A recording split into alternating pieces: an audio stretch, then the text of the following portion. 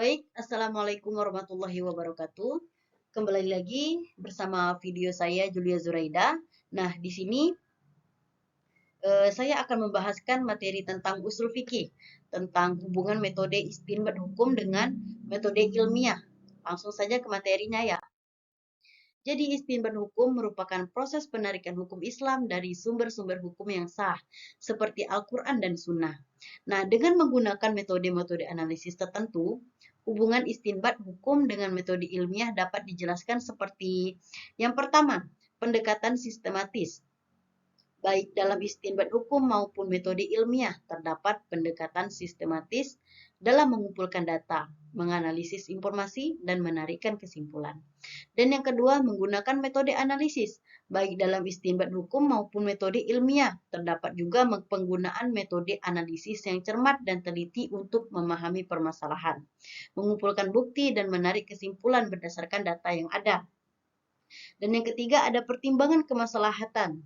Sama halnya dengan metode ilmiah yang mempertimbangkan manfaat dan dampak dari suatu penelitian. Dalam istinbat hukum juga terdapat pertimbangan terhadap kemaslahatan umat dalam menetapkan hukum Islam. Dan yang keempat, justifikasi dan argumentasi. Baik dalam metode ilmiah maupun istinbat hukum terdapat kebutuhan untuk memberikan justifikasi dan argumentasi yang kuat untuk mendukung kesimpulan yang diambil. Lanjut, dan yang kelima ada pengembangan pengetahuan, yaitu melalui proses istinbat hukum dan metode ilmiah terjadi pengembangan pengetahuan dan pemahaman yang lebih mendalam terhadap suatu masalah atau fenomena yang ada. Dan yang kedua, pendekatan ini berkontribusi dalam memperluas wawasan dan pemahaman manusia terhadap realita yang ada. Jadi dengan demikian, hubungan antara istinbat hukum dengan metode ilmiah menunjukkan bahwa kedua pendekatan tersebut memiliki kesamaan dalam pendekatan analisis, mempertimbangkan kemaslahatan, justifikasi, dan pengembangan pengetahuannya. Baik, kita lanjut. Nah, di sini ada istilah lain iftah, fatwa, ittibah, dan mazhab.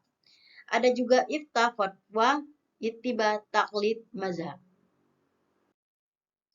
Dan yang pertama ada iftah. Iftah adalah proses mencurahkan segenap kemampuan dalam menentukan suatu hukum syariah dengan jalan istinbat atau mencari dalil dari Al-Quran dan Al-Hadis. Nah, orang yang melakukan iftah disebut mujtahid. Iftah merupakan salah satu konsep penting dalam studi usul fikih yang menekankan pentingnya usaha dan kajian mendalam dalam memahami hukum-hukum agama Islam. Jadi, sebagai contoh iftah, seseorang yang berusaha mencari dalil-dalil Al-Quran dan Al-Hadis untuk menentukan hukum tertentu dalam Islam seperti masalah wudhu, sholat, puasa, dan lain sebagainya dengan mempertimbangkan berbagai relevan serta prinsip-prinsip hukum fikih yang berlaku. Dan yang kedua ada fatwa. Fatwa itu pendapat atau keputusan hukum yang dikeluarkan oleh seorang ahli agama atau biasanya seorang ulama berdasarkan interpretasi dan aplikasi hukum Islam terhadap suatu masalah tertentu. Nah, seperti contohnya itu fatwa, seorang ulama dapat memberikan panduan hukum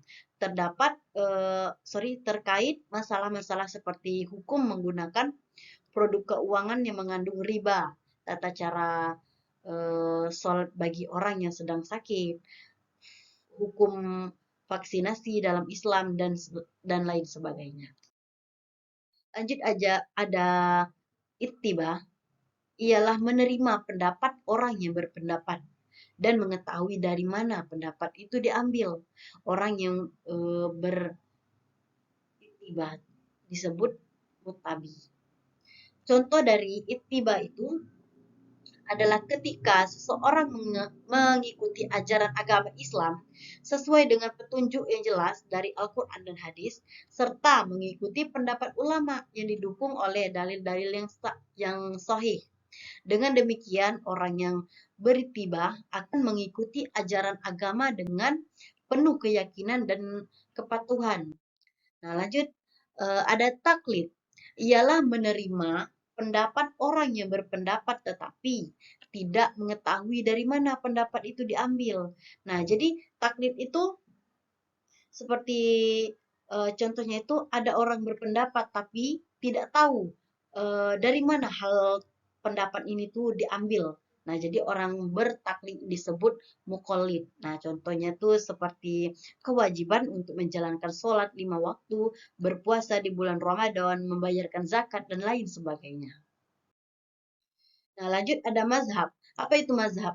Mazhab adalah sebuah aliran atau tradisi dalam pemikiran dan praktik hukum Islam yang didasarkan pada interpretasi dan penafsiran terhadap sumber-sumber hukum Islam seperti Al-Quran, hadis, ijma, dan qiyas.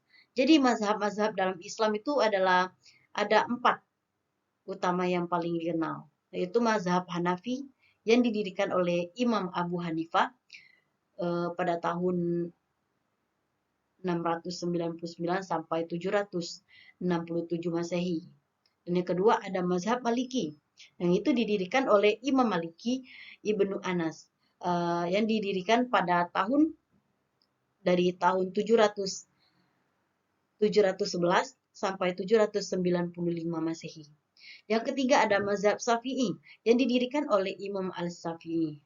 Terus di tahun 767 sampai 820 Masehi.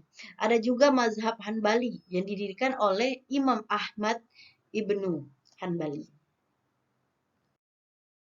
Sekian, terima kasih video dari saya. Semoga berkesan. Mungkin ada pertambahan materi dari teman saya nanti.